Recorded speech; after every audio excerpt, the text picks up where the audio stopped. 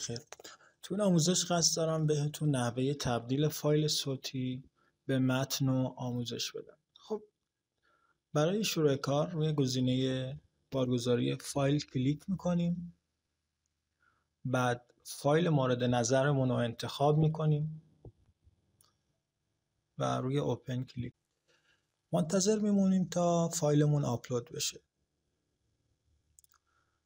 همین مراحل رو میتونید از طریق موبایل هم انجام بدین و فقط کافیه که بعد از زدن گزینه بارگذاری فایلتون رو انتخاب کنید. خب بعد از اینکه فایلمون به سرور ارسال شد روی گزینه شروع تبدیل کلیک میکنیم و بین چند ثانیه الی چند دقیقه صبر میکنیم تا فایلمون تبدیل بشه. خب همونطور که میبینید فایلمون با سرعت بسیار زیادی و با کیفیت خیلی خیلی خوبی تبدیل شد و الان میتونیم فایل رو ویرایش کنیم و یا خروجی ورد از اون بگیریم.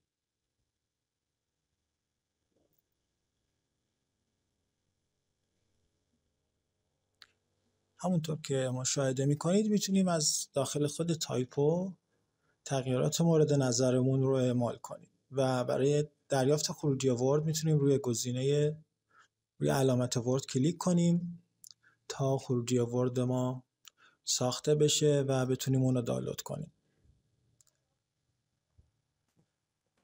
امیدوارم این آموزش براتون مفید بوده باشه. تا یه آموزش دیگه شما رو به خدای بزرگ میسپارم.